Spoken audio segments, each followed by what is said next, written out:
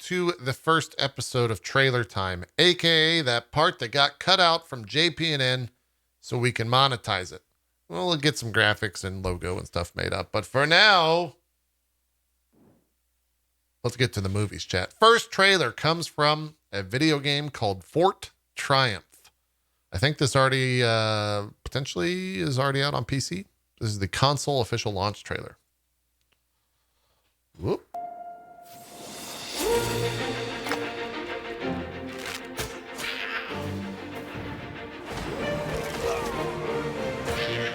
Maybe this is a mobile game.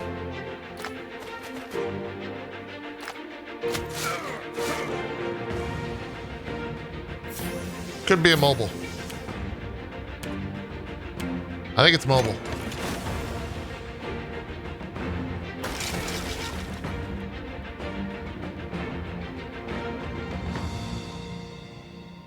I mean, look, if you see a button that looks like this, 100%. It's a mobile. Also, Chad is informing me that this is a console game. We've also banned all of those chatters. And we're now moving on to the next video. This is a Mortal Shell launch trailer. I see the terror in the eyes of my kin. Yeah, Illidan? There is only you. Prepare, for I shall test you.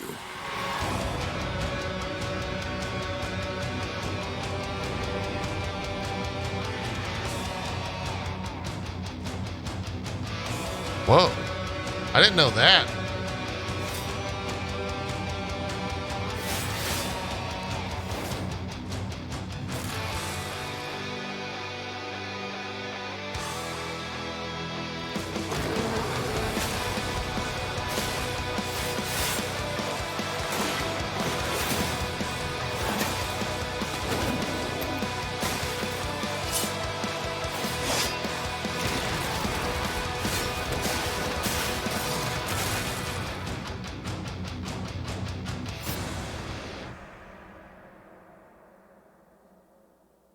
I didn't realize that they're going to have a roguelike mode in the game. Is that a rocket launcher? Yeah, it looked like a rocket launcher. Oh, that's right. We get the new Guilty Gear character trailer. I've not watched this yet. I've been waiting, chat, for today. This, however, is a Guilty Gear crossover in Samurai Showdown.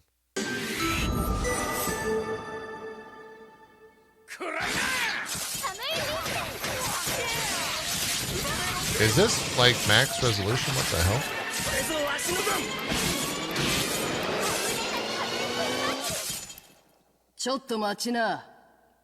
Here comes a daredevil.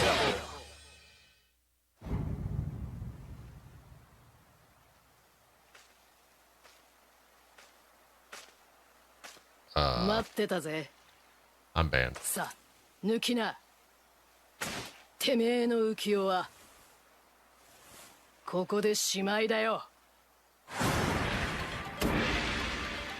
What is it? What is this video? Like, where is this from? 2005?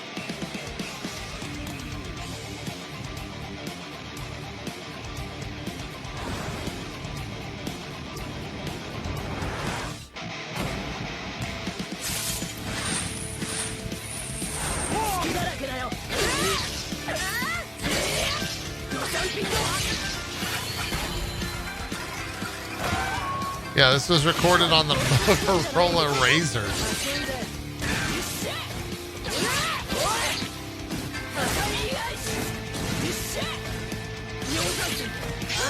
This just makes me sad that she's not a Guilty Gear character.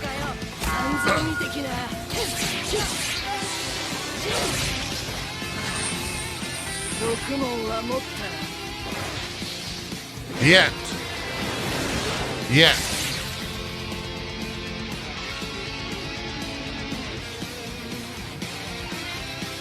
That was where did, hold on. I have to figure out. This was uploaded to the King of Fighters 15 YouTube channel. What?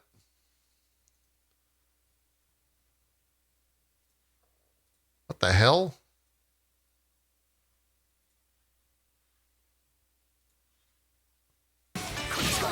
Here's the 1080. Oh, wow. This looks like a different game.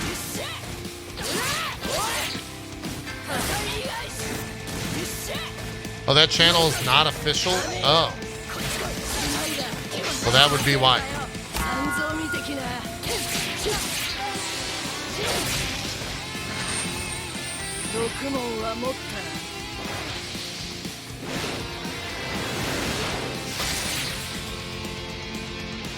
Looks pretty good.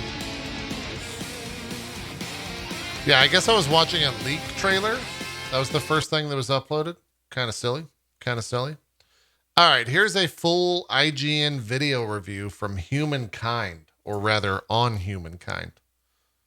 I don't know how that took them 8 minutes and 30 seconds to I don't say want to that spend we're an fucked, entire but, review comparing you know. Humankind to Sid Meier's Civilization, but it's very clear that this is Amplitude's riff on that classic 4X melody. While I was delighted by some genuine improvements and innovations on my turn-based march from the Stone Age to the Space Age, most of the basics felt pretty familiar.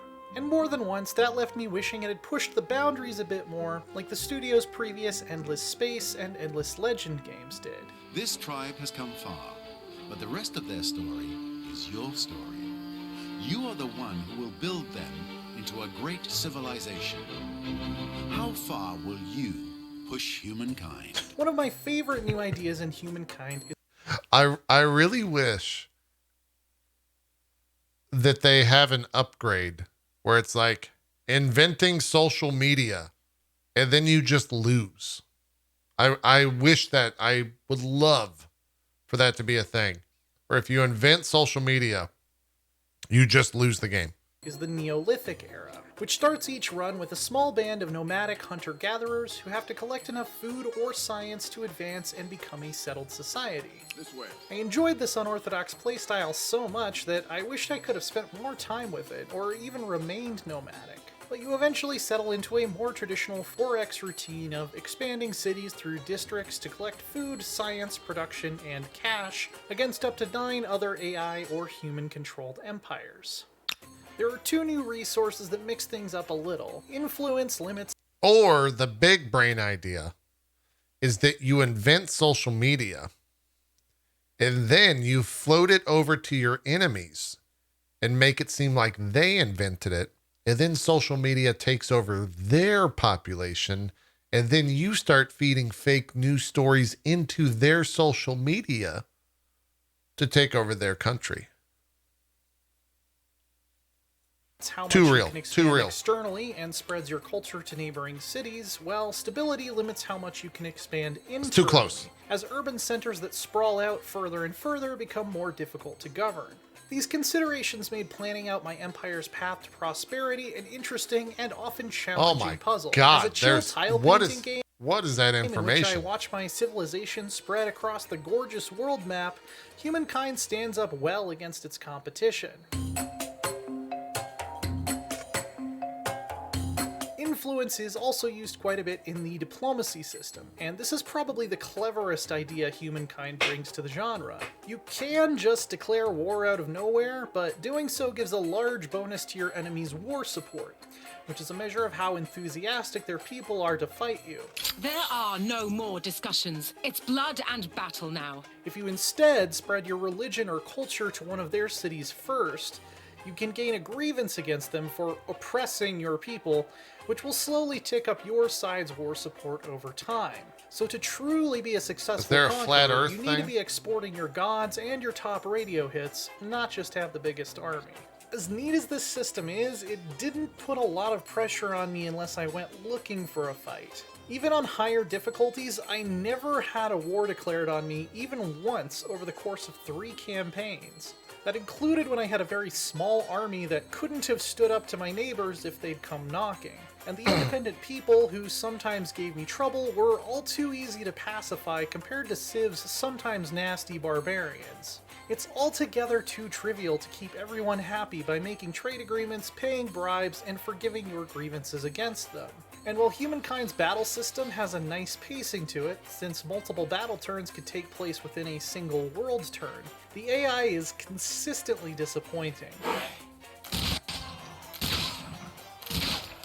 They'll often spread their attacks out over multiple units and then get obliterated when they could have focused fired and at least cost me a unit on the way out. Not that Civ's AI is exactly legendary, but the recent Old World showed us that this can be done a lot better.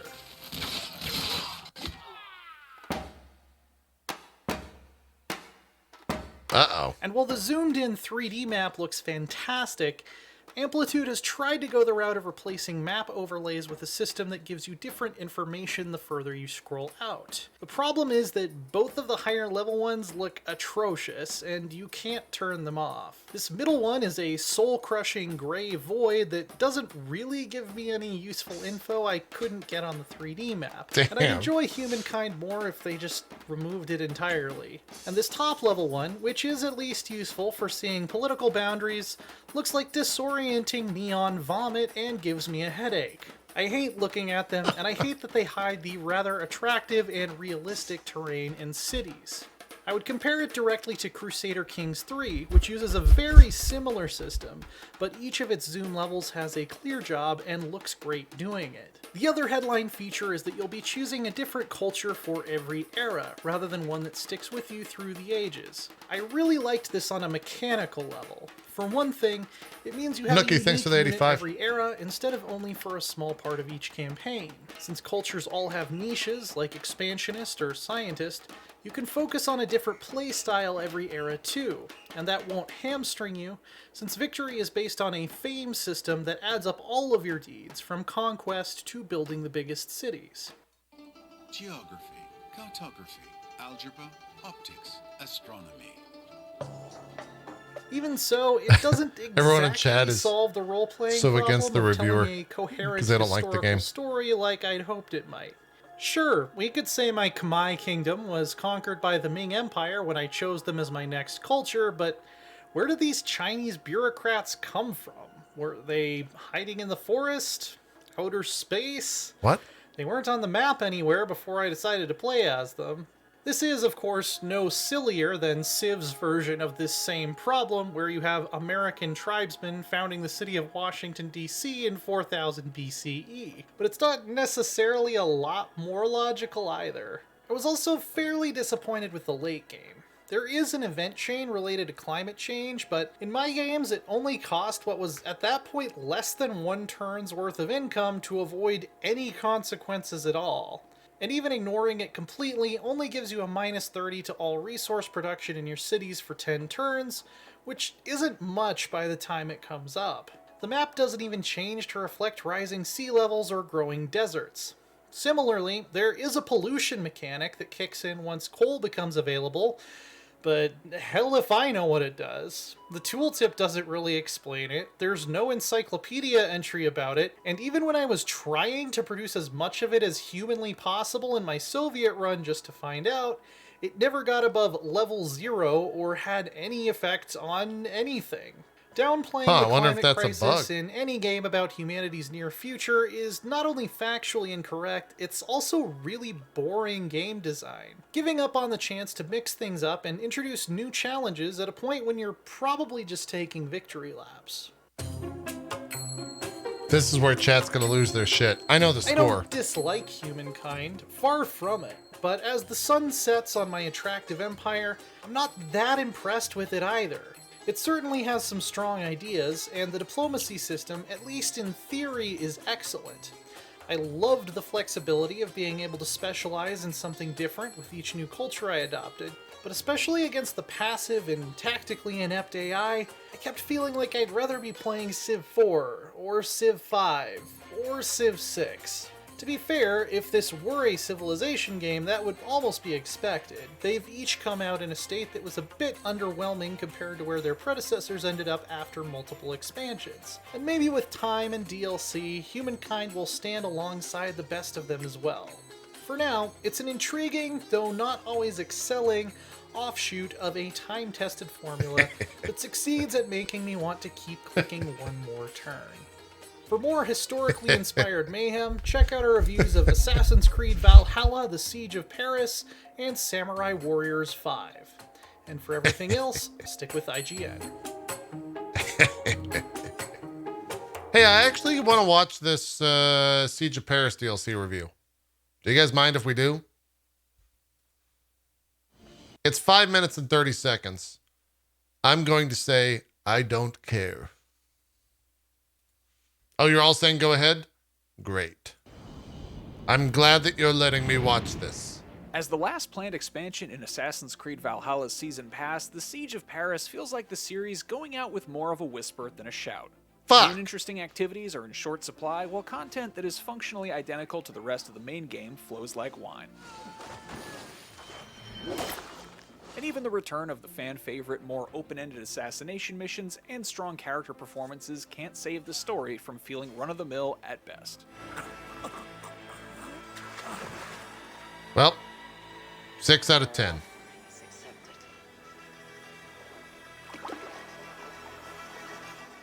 As with the previous expansion, 2 new visitors to Ravensthorpe come with the intention to butter Eivor up and convince them to sail to a faraway land and solve their problems. It feels like they really After a missed the little mark whining on these and dining, DLCs. Poke and Pierre, charming representatives of the Elgring clan, succeed in commissioning the Wolf-Kiss to ship off to Francia and help their plight against the Mad King, Charles the Fat. 9th century France's visuals don't immediately shock in the same way that Ireland did in Wrath of the Druids. The rolling grassy hills and glassy rivers look almost identical to much of England from the base adventure. Where Ireland's color palette and geography felt like you were entering an old and mysteriously untamed place, Francia's wildlands felt disappointingly simple. Simple can still be beautiful, of course, but if you put a location from Francia side by side with one of the regions in the middle of England, I'd be God, I hard-pressed wanted to tell love you the this game. difference. The general flow of quests and side activities in Siege of Paris was also disappointingly familiar. Every location had the same menu of things to do, kill, and discover, all playing out the same way they always have. More of the same can be entertaining, but Francia is missing the flourish that Ireland had in this regard. Did you ever Several finish it? missions and No. expansions Aaron and finished activity it. are shallow I watched her versions of play the it. Same find this, kill that quest. She put like 100 hours just into shortened it. significantly and featuring AI-controlled rebels to help you complete your tasks. You can grind through these events pretty quickly to upgrade your rebels or purchase new armor and runes, but none of its rewards or compelling reasons to do so outside of compulsive box checking. The already solid combat of Valhalla has at least been given a little bit more life with the addition of a new weapon type, the Scythe. They're great for mobs of enemies and single target. Was that animation just like...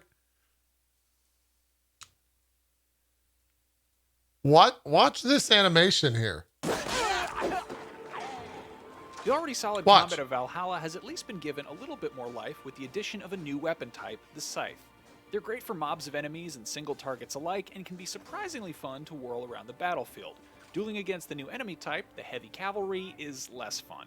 These mounted Frankish knights absorb tons of damage, have massive reach, and are immune to many of the movement and displacement abilities you have that make combat so enjoyable in the first place. They provide a bit of new challenge at the cost of added frustration. You want me to join your side against these Franks? There is no side. There's only blood debt and vengeance and Helheim for those I split with my axe. The story itself isn't going to blow any minds by the end of its 10-hour runtime. The not conflict bad. between Norwegian Vikings colonizing a foreign land and the local tyrannical monarch using ruthless tactics to stop them is pretty similar to many of the other stories told in Valhalla so far. The interesting wrinkle of the Catholic Church being subverted by radical cultists is a subplot that is teased, but it goes unresolved by the end. Let us pray. That said, some excellent performances from key characters like King Charles and Count Odo really elevate the simple story of a plucky rebellion versus a powerful tyrant. What would you do? Charles's presence specifically fills every scene he's in with a profound cloud of tension that makes you feel very worried about anyone else sharing a space with him. He's the most memorable Assassin's Creed villain in many years. Devils, a scourge I am called to cleanse. There's also a plague raging through Francia, but it doesn't loom very large over the proceedings. It's I think it just hit me that this game looks bad. mostly notable when you encounter rat swarms in the sewers of Paris and surrounding ruins. These swarms are lethal if not dealt with, but the process of dealing with them Not is like, annoying. I'm Cats saying can like chase them off, graphically. but not damage them, so unless you shepherd them into sewer grates and block them off, they will pester you to death. Thankfully, they're an infrequent encounter. The main story missions also feature a handful of infiltrations, open-ended assassination tasks retooled from Assassin's Creed Unity's black box missions. These are welcome additions to the formula, adding I guess multiple maybe avenues this of is the progress console to your version, target, yeah. and the freedom to complete missions the way you want to. They offer some hard-to-miss prompts to get you started before branching into various opportunities to gain intel and find shortcuts that you wouldn't get otherwise. Infiltrations also often result in particularly brutal cinematic assassinations if you follow all the leads correctly. It's not Jesus quite Hitman Christ. levels of freedom, but the relative openness is a much-needed callback to the series' history.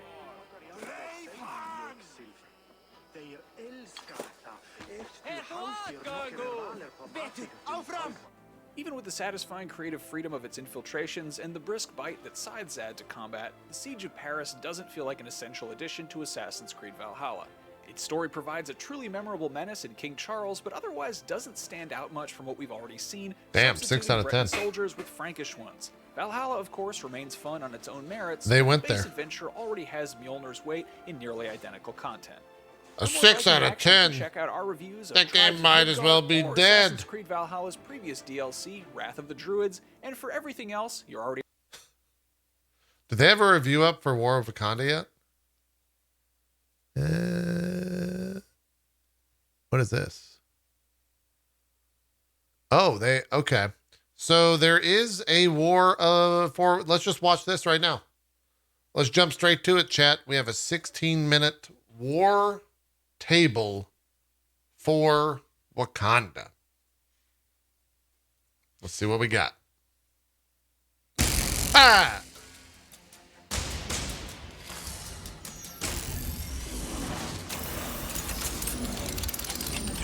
Buckle up, chat. Get out your copium. Mods, please pass out the wine and copium.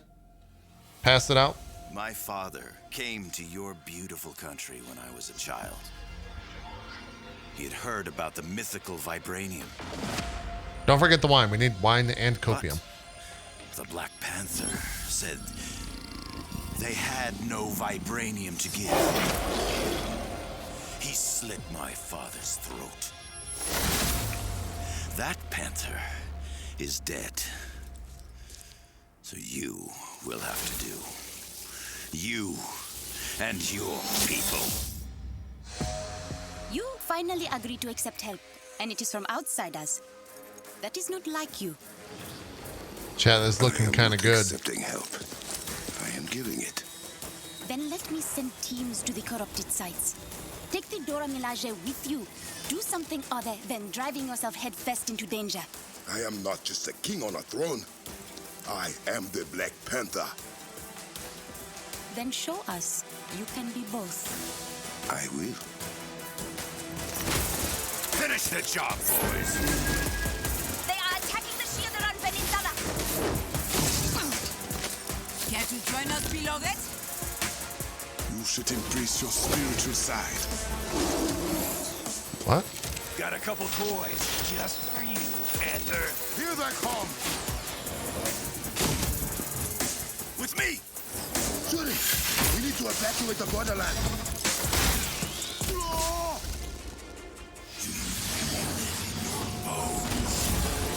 Your country crumbling at my feet. The whole place is coming down.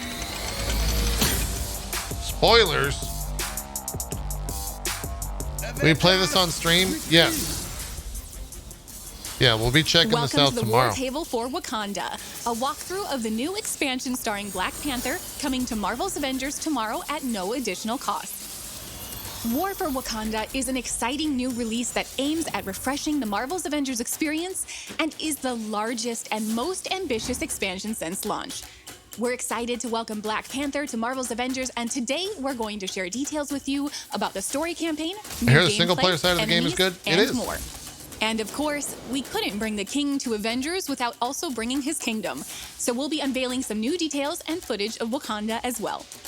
To ensure our War for Wakanda story does justice to such an important hero, our narrative team enlisted the help of well-known writer and Black Panther expert Evan Narcisse, author of The Rise of the Black Panther Marvel Comics.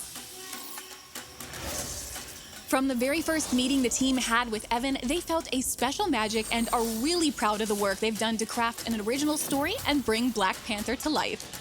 Together, they threw themselves into the challenge of both respecting and celebrating existing Black Panther stories and bringing the culture of Wakanda to life. Carino. Here's Evan to tell you more about himself. Hi, everybody. It's Evan Narcissus. I'm here, of course, to talk about the War for Wakanda expansion for Marvel's Avengers. When we were working on the War for Wakanda story, the narrative team and I drew inspiration from so many different story arcs in the comics, dating back to the Black Panther storylines such as Who is the Black Panther by Reginald Hudlin and John Romita Jr., and A Nation Under Her Feet by Ta-Nehisi Coates and Brian Stelfreeze.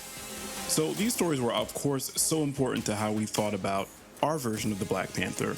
When we were working on the narrative for War for Wakanda, it was essential for us to tell a Wakandan story, even though it takes place in the Avengers universe. And of course, Wakanda Should we play the is its PC own version of this, sovereign chat? African nation. It's also the most advanced civilization on Earth. Its technological achievement is fueled by vibranium, a precious material found only in a meteor that crashed Where I on have Earth my actual centuries ago. characters. The kingdom is ruled by King T'Challa, the Black Panther. And in War for Wakanda, T'Challa faces a massive invasion unlike anything the country has ever faced before. T'Challa is a man who lives many roles. He's a king, he's a leader of an entire nation, and he's a brother. And this invasion will test him in all of those roles. It's going to be really difficult for him to figure out who he is and what he needs to be for Wakanda to be safe. This invasion is led by Ulysses Klaue, a rogue scientist with a dark secret and a darker grudge. Klaue's assembled an army of mercenaries, all of them equipped with deadly sonic technology and large spider-like mechs that he unleashes into the Wakandan jungle. Klaue's being bankrolled by one of the world's most sinister organizations, and he uses all that money and all those resources Could you mean to plant sonic AIM? fracking towers all over Wakanda so he can extract vibranium from the soil. This is a devastating process that corrupts the vibranium and creates clusters of deadly poisonous shards that show up all over the world. This, of course, is how the Avengers get involved in the war for Wakanda.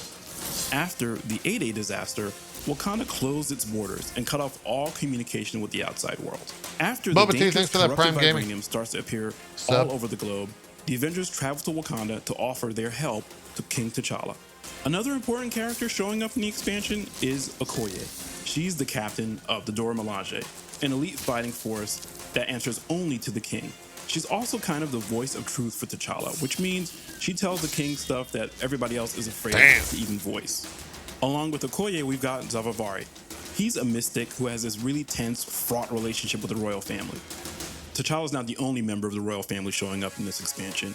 We also have his younger sister, Princess Shuri. She's the head of technological development in Wakanda.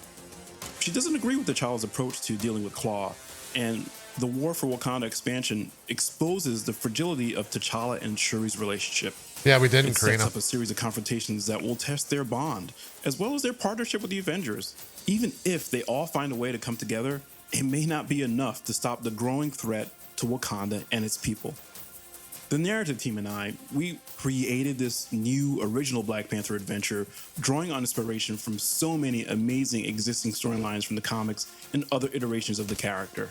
We all know and love this character so much and want to share that love with all of you guys. And we're so excited about bringing this new What adventure outfit is to that? Marvel's Avengers for all of you to enjoy. This comes out tomorrow.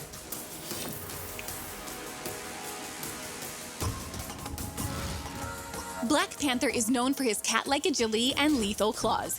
He is an untouchable force that can pounce at any moment. The team has crafted a full arsenal of custom moves to capture his fighting style and bring him to life.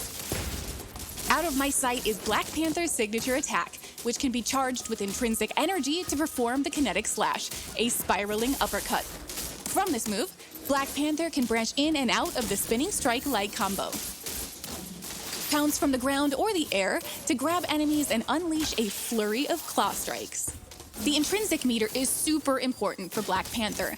You're going to want to prioritize blocking and parrying to store kinetic energy, which can then be released in a percussive blast. Damn, he looks Black pretty Panther's strong. percussive blast unleashes all your stored energy in a large kinetic burst that knocks away nearby enemies and boosts Black Panther's melee damage for a short time. Perform a parry just before an enemy attack connects, to turn their attack into a blast of kinetic energy that knocks them back and staggers nearby foes. Enemies who have recently been parried are easier to interrupt with attacks. Black Panther can construct daggers made of shit, we're energy fighting and not vibranium robots. which can be thrown at enemies, near or far. His basic daggers will embed into targets, making them more vulnerable to... Do you need to play the original campaign in order to play this DLC? I don't think so. I think you can skip around between all the different stories in Avengers. melee damage. They're a great way to weaken an enemy before unleashing a barrage of melee attacks. The Kimoyo beads can target enemies or allies and provide either detrimental or restorative abilities to their targets. The beads can be upgraded and provide additional support or offensive capabilities such as armor against attacks, destroying incoming projectiles, shooting enemy targets, or dealing damage over time. Additional skills can be unlocked to supercharge your sprint, evade, signature, and combo finisher attacks using your intrinsic energy. There are so many ways to play Black Panther, but here are some powerful highlights. The Assault Heroic King's Mercy is a vibranium spear that can pin multiple targets and deal out large amounts of damage. The spear can be customized to explode on contact That or thing create looks multiple OP. smaller spears for rapid fire. Call upon the power of the Panther goddess Bast to summon a spectral panther to charge through your foes and It doesn't empower look that Black good. Panther I with the kinda just energy wanna from play the Thor. ancestral plane, boosting defensive I capabilities. had so much fun as Unleash Thor. supercharged attacks without expending any intrinsic energy. The ultimate can be customized to revive down heroes, weaken at nearby enemies, and even summon spectral warriors to fight alongside. Black Panther himself is a fully unique hero with the same amount of skills and gear as the rest of the Avengers. He'll have around 40 outfits and a full suite of emotes, takedowns, and nameplates for the marketplace. Releasing alongside the War for Wakanda expansion is an extensive refresh to the menu pages for Marvel's Avengers. Some of the biggest updates are related to the new unified character page. It contains everything associated with a hero in one easy-to-navigate space. Here you can manage your gear, cosmetics, emotes, and takedowns, as well as view hero and challenge card progress, so you can get back to the action more quickly. This update includes commonly requested improvements for managing a hero's loadout, including more easily comparing items, locking your favorite gear for safety, and dismantling multiple items at once. Direct access Seems to your all locker right. from anywhere adds an extra layer of convenience. This only scratches the surface of UI improvements our team has crafted for you in this update. Seems like a good change.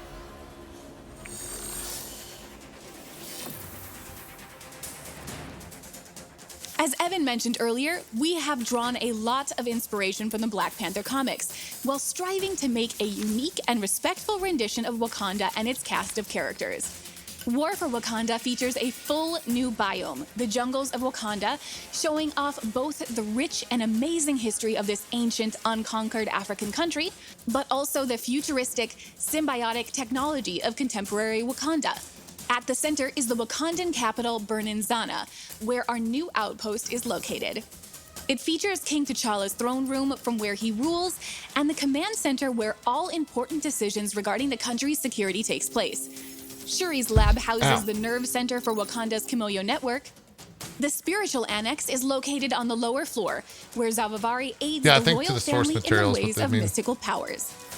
The Wakanda mission design is built on the same foundation as Marvel's Avengers, but with new objectives and an extra focus on dangerous traversal, exploration, and puzzles. Chat, take a shot every time she says Almost all War Wakanda. for Wakanda content is multiplayer enabled, apart from the introduction mission, which is single player only.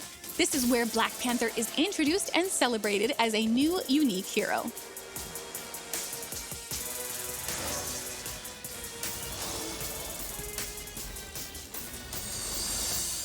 War for Wakanda features a full A-list cast of actors, helmed by Christopher Judge as Black Panther. Christopher is best known for playing Kratos in the latest God of War game and from the TV show Stargate. Shuri is played by Erica Luttrell, known from Dishonored, Westworld, and Apex Legends. Dang. Okoye is played by Deborah Wilson from Star Wars Jedi Fallen Order, and Oh, Zavavar nice. is She was played great. by Dave Fennoy, best known from the Walking Dead games. Steve Bloom is going all in as the villain Ulysses Claw. Nice. That's great. To get the Wakandan accent just right, we worked closely with Beth McGuire, the dialect coach from the Black Panther movie. Beth has had they multiple spent a lot of money sessions on the with each casting. of the key actors to ensure that the accents are properly delivered and has been an integral part of the voice sessions. As you may have already noticed, Wakanda will release with several new enemies. The main villain is Black Panther's nemesis from the comics, Ulysses Claw, also known simply as Claw. And we're bringing a new sonic rendition of him to life based on his iconic Marvel look. Claw's story is linked to Wakanda, and we're excited to reveal our all-new version of his origins in this expansion. Claw has brought with him a team of mercenaries. They have a variety of vibranium and sonic-powered weapons and should pose a real challenge for Black Panther and the Avengers. We're also introducing a new menace, the spider-like crawlers. They come in different variants, including smaller-sized scout crawlers and large hunter crawlers. We're excited to announce the legendary comic villain Crossbones as Claw's head lieutenant, and to debut Wakanda with 2 new villains in one expansion. Crossbones, or Brock Rumlow, is a sociopathic super mercenary who works for the highest bidder, and he's ready to lead the invasion of Wakanda. Crossbones is a formidable foe and has an impressive arsenal at his disposal, including an impenetrable shield that makes him immune to many of Black Panther's attacks. Discover Crossbones' origins and find out how the Avengers created their own enemy. Thank you for joining us for our War for Wakanda War Table. Log in tomorrow to play Black Panther and defend Wakanda alongside the Avengers. Here's one last look at how massive Marvel's Avengers has become and why now is the right time to assemble. Is it massive?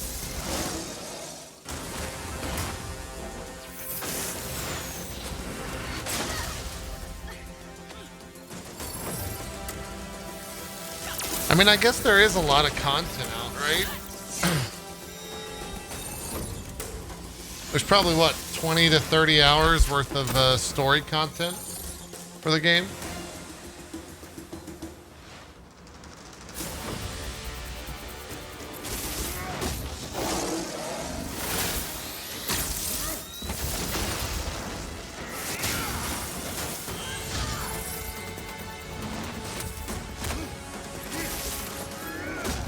Did I really need 2 Hawkeyes? I mean, they play a little bit differently.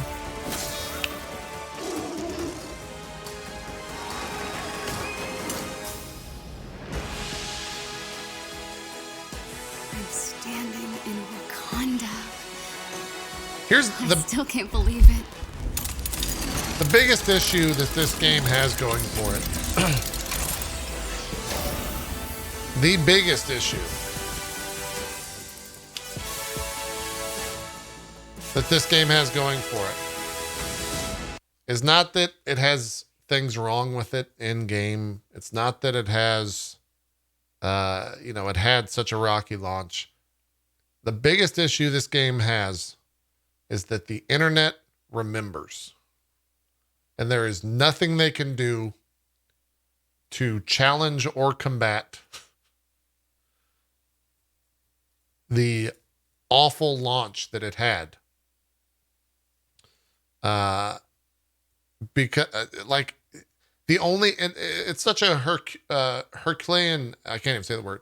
It's such a incredible act to do what No Man's Sky does. So much so that it's called What No Man's Sky Does or Did, because it's the only game to ever do it. Right? It's so hard. It's so, one game out of literally billions of video games have actually come back from like a colossal start.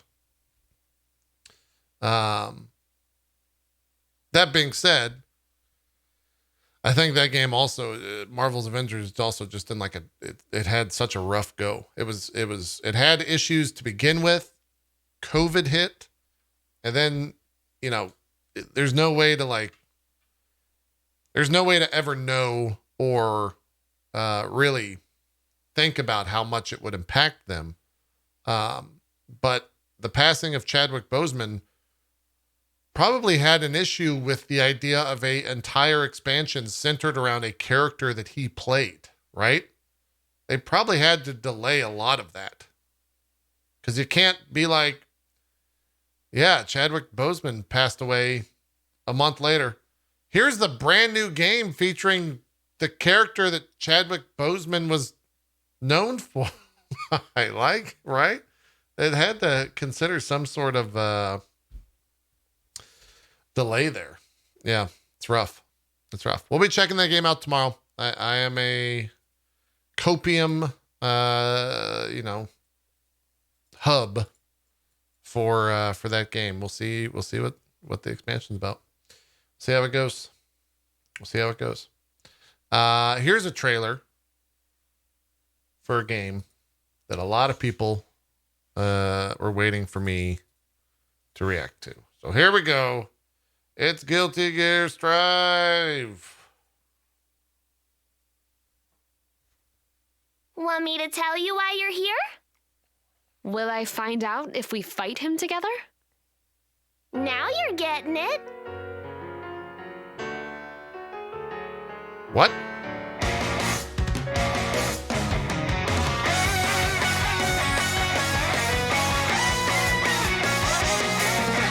Anyway, I know, right? What you're really after? Maybe you're the adult here. Nah, we're still both kids. What the hell? You can't make friends just by looking down from the top of your castle. How long do you intend to stay in here? Arya. Perspective changes everything. It may be convenient for things to stay the way they are. At least for now. Sure, that's fine by me. I'm cool with rolling with it. Then shall we?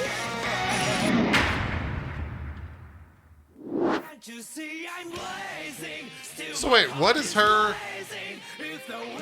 is Jacko's thing?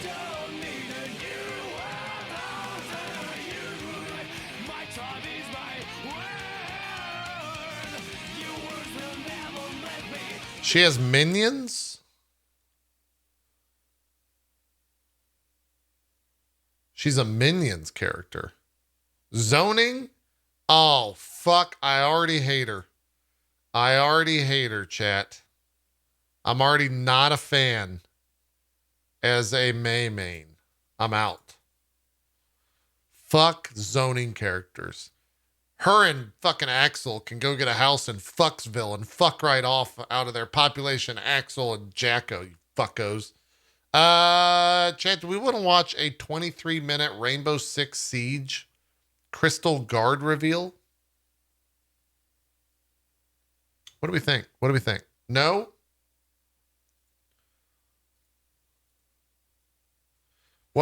This is a random, I randomly paused on this right here. Are you sure? This man's in it. This person exists. Are you sure? Are you back in? We'll get to it soon. Maybe. I don't know, maybe. Here's a trailer for a game called Tandem of A Tale of Shadows. The son of the famous Kane illusionist still hasn't been solved by Scotland Yard. 10-year-old Emma, intrigued, is determined to investigate.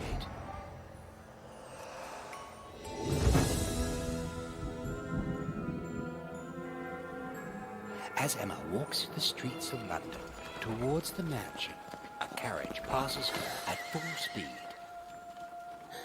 And a teddy bear falls out of the window, unexpectedly. Oh no. Fenton, the teddy bear, jumps onto his feet and sets off in pursuit of the vehicle. Without thinking twice, Emma joins the race, launching after him. After crossing the manor's entrance gate and gardens, they finally reach the heavy entrance door. What the hell? She will need all her courage and the help of Fenton to reach the heart of the menacing manor. They must use Fenton's gravity-bending perspective to solve intricate puzzles in tandem. Each new universe has its own set of unique challenges and is guarded by an ominous final boss. But with Fenton at her side, nothing will divert Emma from her quest. Will she finally find Thomas?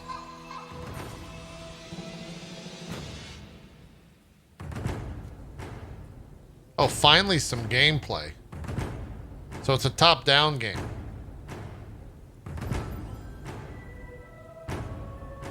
Oh.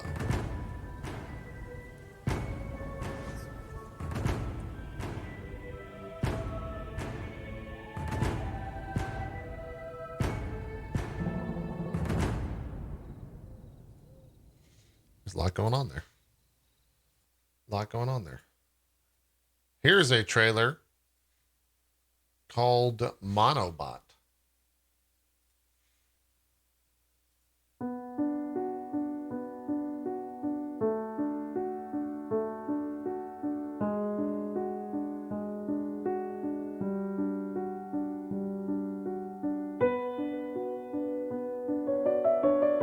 Is anyone else depressed?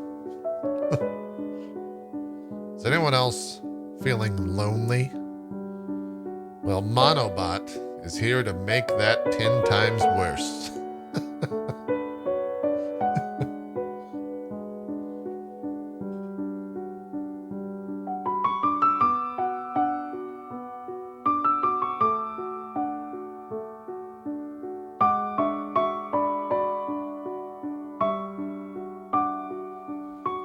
I feel like if I learned how to play the piano, I would solely learn how to play the piano just to play this song. So anytime that me and my friends are just sitting in a room and no one's talking, I could just walk over to the piano and just start playing this song to really just like fit the mood.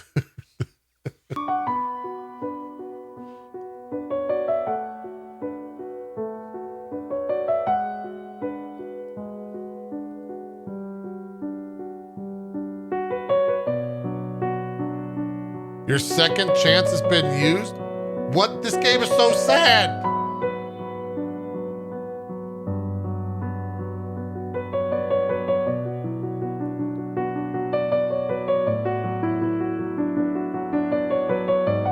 This music is actually very good, though.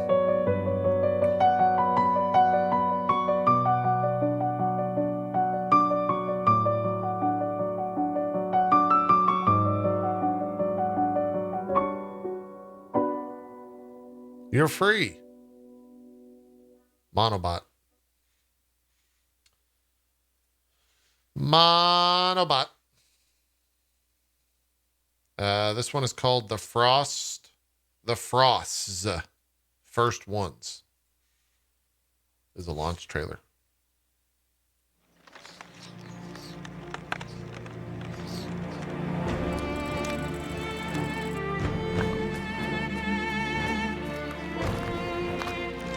This art style is weird.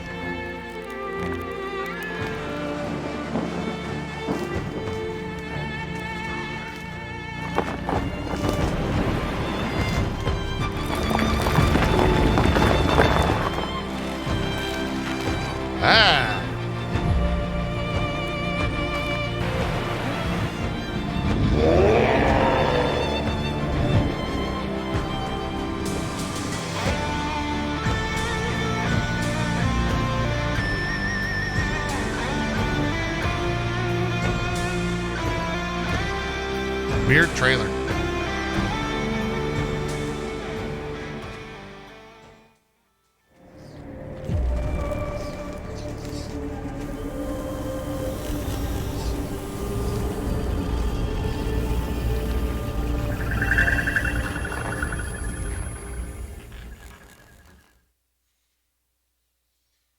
All right. I need to go grab the food at my door, and I've already seen this one, so I'm going to go grab that food, and you guys can watch a Street Fighter V Championship Edition Akira gameplay trailer. I'll be right back. Start. Thank you.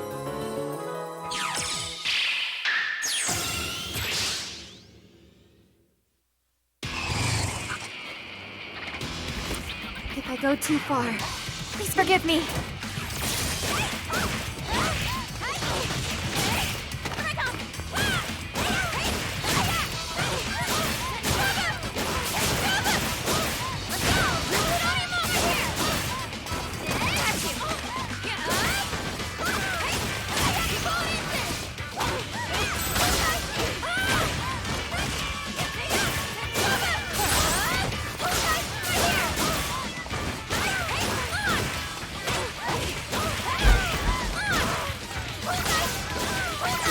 incredible, chat?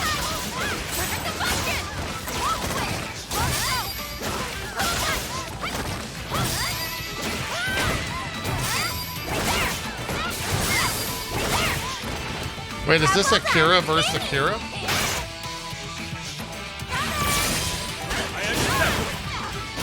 Whoa.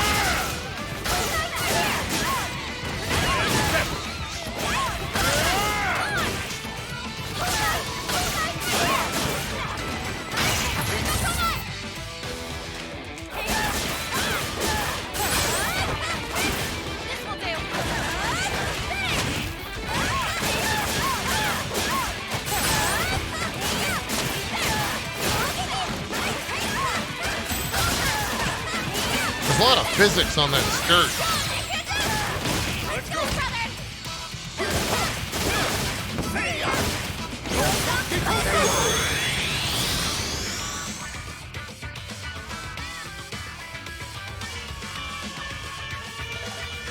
Why are fighting games so loud?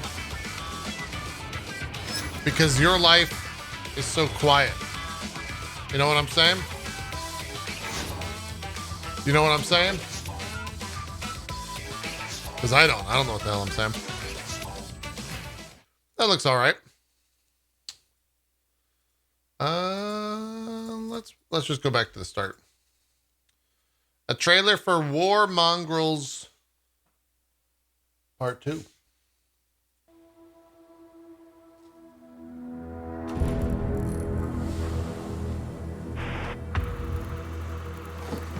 Why did you call your group mongrels? What do you mean? All of us were like from a different story. And each of us had no homeland at that point. Me, as you know, I deserted the Wehrmacht in '44, but I've told you enough about me already. I don't really know if I would have made it if it wasn't for Avol, my friend from the army. That guy was a real deal. Huge, strong Silesian miner who was drafted into the Wehrmacht. He was a pain for any superior. More uncontrollable and rebellious than you can even imagine. But after we deserted, I believe he started to discover a sense, meaning in this war. Especially after we met Lucas. He was actually the first person who gave us some sort of direction. Lithuanian, sort of small-framed smuggler type with a huge heart. He was the one who dragged us into guerrilla combat against our previous superiors. How did that happen? We were on the run, without any destination. Then we had to stop in Panari where we met Lucas. Huh. Wait, have you heard about the massacre in Panari? No. You should read about that and what was happening in the East. That is, if you want to comprehend what I'm talking about. Was he talking to the other character? Or was he talking to me, chat?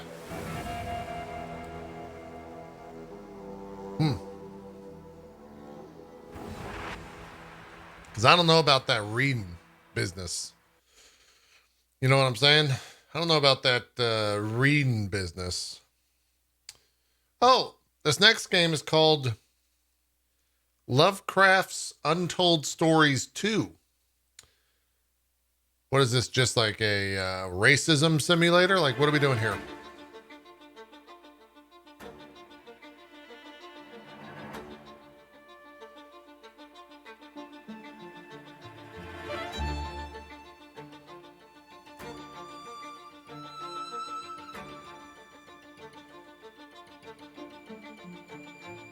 What?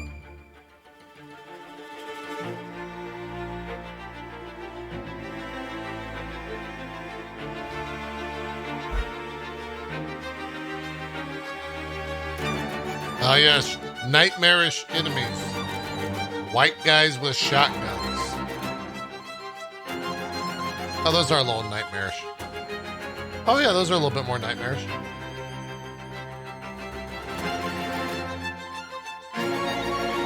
Pretty terrifying, to be honest, yeah.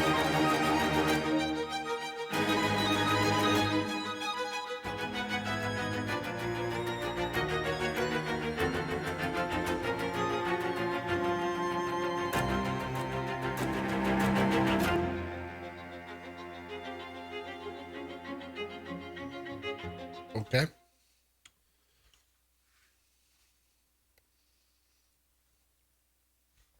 We'll save that for last.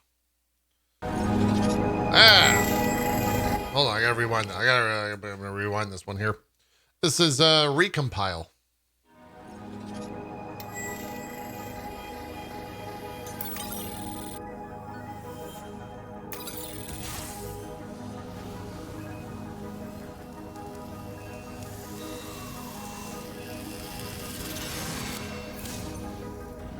I just typed all that, chap.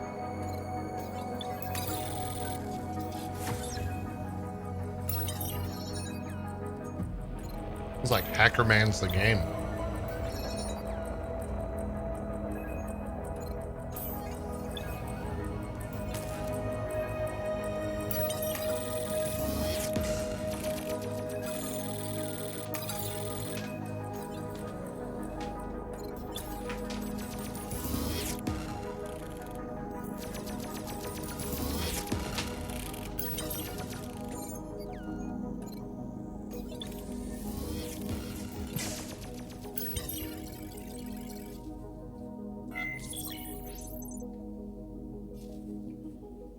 Okay. It's very simplistic, very straight to the point. Here's a trailer for a game called Rogue Explorer.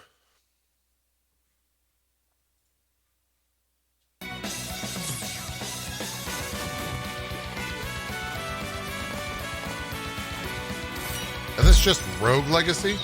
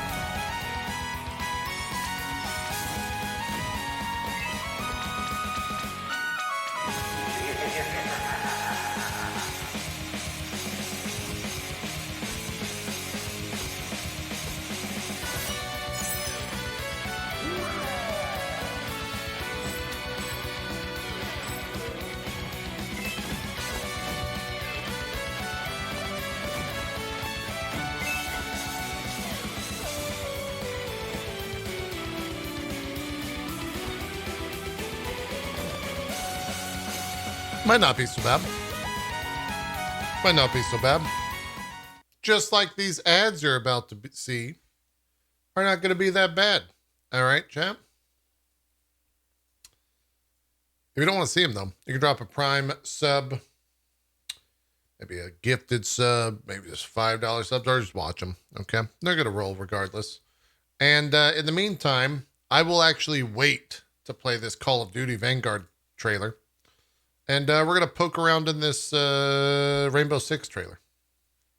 See what they got. I showed her how to make toys and eventually, led her to her passion for making things and engineering. And then another interesting thing is Osa's code name, which... We went through and actually put a path through there as well. So now you can actually navigate like a full 360 around the map rather than having to rappel up over buildings. We went through and cleaned up a lot of issues that are with that map. With the tech being updated, it means... Why did people stop playing Rainbow Six, by the way? Was it hackers or like what was going on?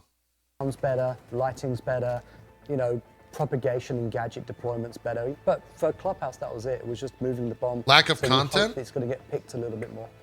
So Coastline, the changes were much bigger. We added a breakable wall on the outside of VIP. Tom Clancy died. Access from the deck in now. Up. And then we added rappels up from the DJ deck to the roof, just underneath purple tops. Then Courtyard, we made changes where originally the windows couldn't be barricaded. They're actually now barricadable, which makes a huge difference because you can block off lines of sight. Axiom and Vizard and Intern Forever. Thanks for those subs. Changed a little bit is down in kitchen with service entrance. So we've added a little next to the bathroom where you have the desk, where you have the soft walls. We've added a doorway window actually further into the room, which means you've actually got to go through and go through service to actually. Are there still a lot of people playing? Take advantage of the site. The bombs moved slightly. but not too much. Walls are redone, destruction's redone, everything's brought up to the standard that we actually want it to be at now. So it's a great quality of life change. Bank's been a long time coming. We put a bomb in. To make it more reliable. Will make it much easier for you to notice them in the map.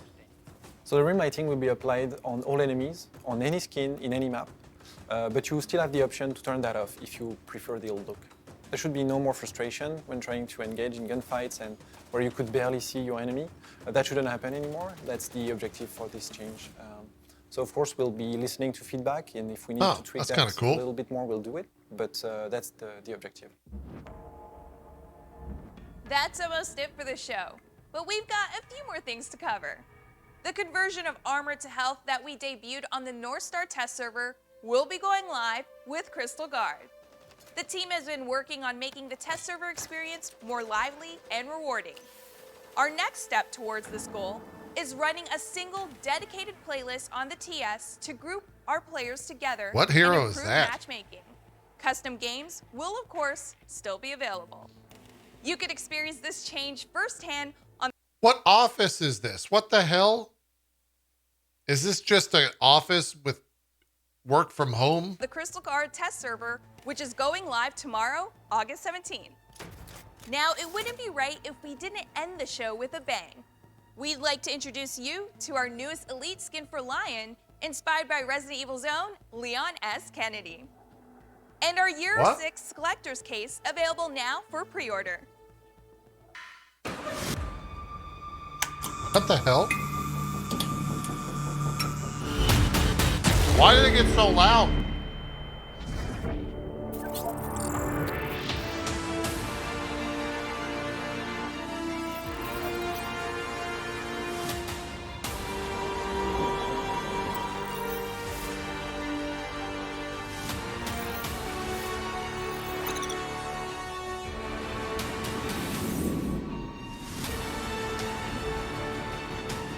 Because her life is so quiet?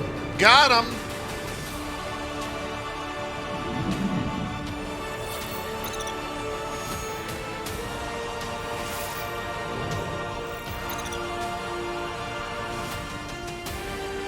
I want that unicorn Tachanka. Wait, what is it? This is the Year 6 edition?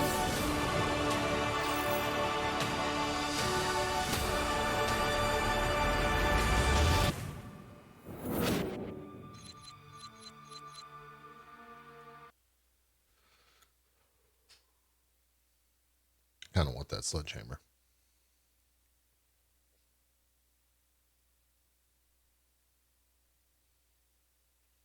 How much does that cost?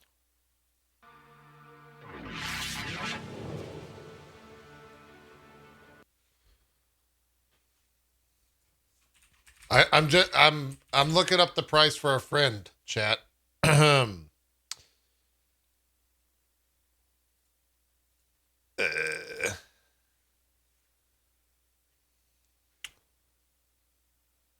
It's already sold out.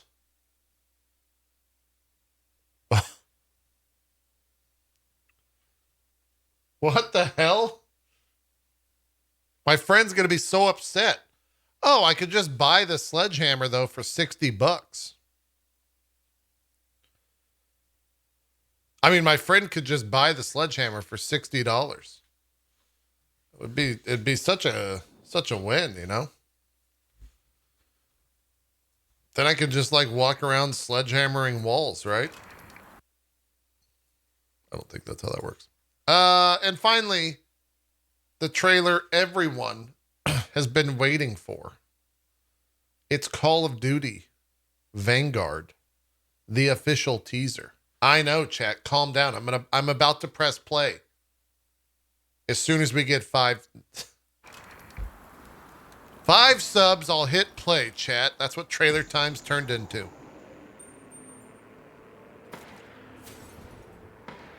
Any poggies in the chat?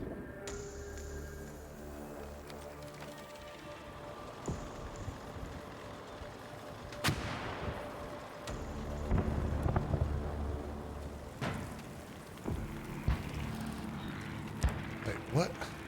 This trailer is going to be so stupid. Okay, Teneros, fuck off. How about that? Thank you for the 5 gifted, by the way.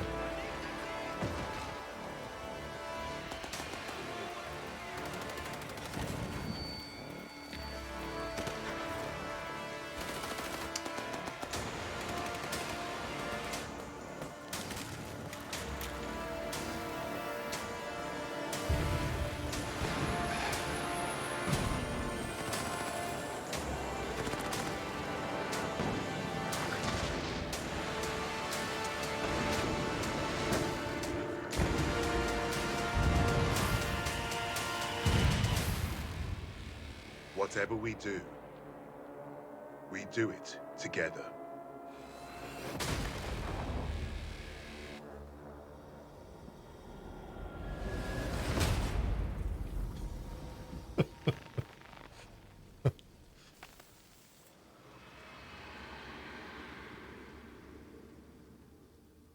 Well, we'll be watching that worldwide reveal.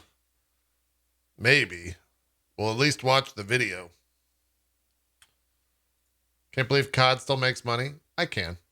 We played Call of Duty Mobile in our mobile game-orama, by the way. That was interesting. You know? It was the only mobile game that asked, at least that I played, that I downloaded, that asked me if I wanted to watch a Intel briefing in order to get double XP.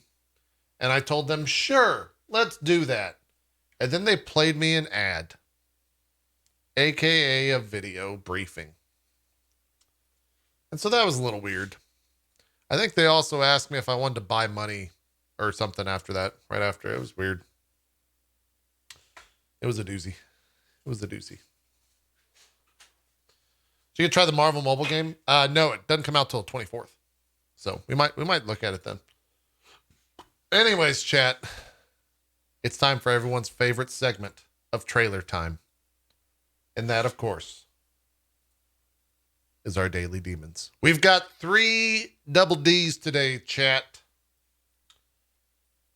Let us pray to the translating gods. Here we go. I gotta unmute. Shin Megami Tensei, yes, they're turning devil, etc. Today, King Asura surprises the god of destruction. Oh, we get a little story.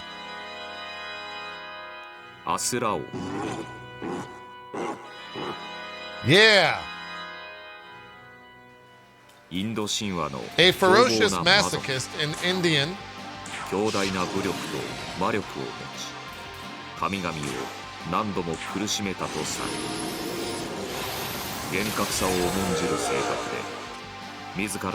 Mythology. They left us hanging. They left us hanging. Then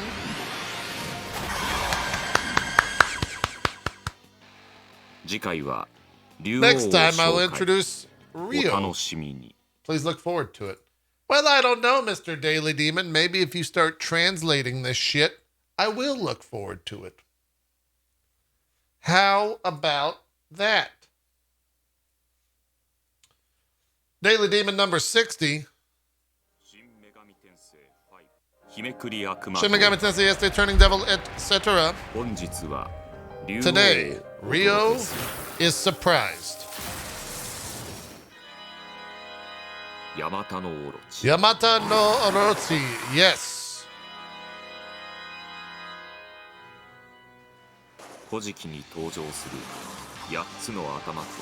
Uh, 88 heads and 8 cherry. What the? Hold on now. What the fuck? 8 heads and 8 cherry blossoms that appear in the Kojiki 2 Giant.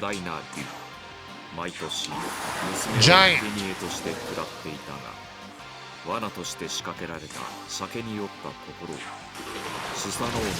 Day and evening. Dead. Oh no. Got dramatic.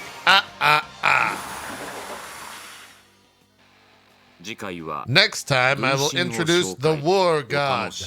Please look forward to it. Oh, God, the war god's coming, chat. Oh, Lord, he coming. Right now. Shin Megami Tensei, yesterday, Turning Devil, etc. Today, we will deliver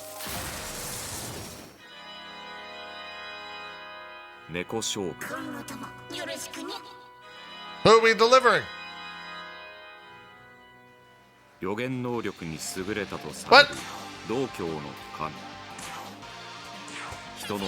Oh no. Oh no. The war god. The place that hits Vietnam now. There was that second. What? Next time I will introduce the Earth Mother Goddess. Please look forward to it. What the fuck? Is this shit trying to get me in trouble? What the hell is happening? What the hell is going on? Which SMT is this? That is the Daily Demon for SMT 5. Where the translations used to be great. Now I'm turning into a hipster of SMT 5 Daily Demons, where they're not as good as they used to be, man. You know, they're really not. They're really not that. They're not that great. You know, they used to be so much better.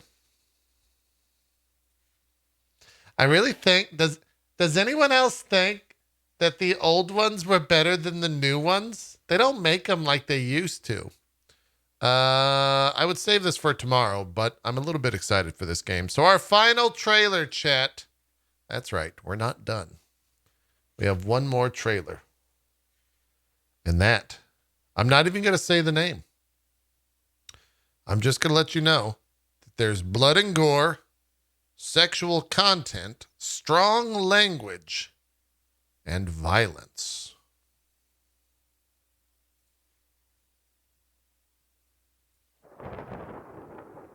So when is a dessert not just a dessert? I have something to share. So? Okay, look, I clearly haven't opened it yet, and I know there are baby clothes inside. I just bought them today. How could you know? Look, I know this sounds weird, but the day's repeating itself. What are you talking about? I've done it before. Just listen to me. I haven't figured out how it all works yet, but for example, if I get beat up, I go back to the start of the evening. What? Oh man, I hope this game's good. The cop is gonna knock on our door. It's some kind of sick joke. He's gonna hurt us. You gotta go. And leave you alone? Police! Oh, this game's gonna be so You're good. under arrest for your father's murder 8 years ago. Mike, Bob, please, you must be thinking of someone else. No playing dumb.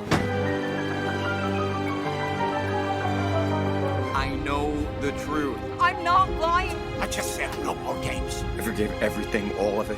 Things like this just don't get forgiven. Ooh. We're going to be playing that later this week, chat. Very much looking forward to it. I hope you are as well. That's going to do it for trailer time. Thank you so much for watching. Let me know what you think in the comments. Tell me what trailer was your fave. And we'll be back tomorrow for another episode of Ye Old Trailer Time. Are we calling is the official thing of this called Trailer Time? I guess that's the name. I guess we're calling it Trailer Time. Sometimes these things just, name themselves, chat. They just name themselves. Thank you for watching. We'll see you tomorrow.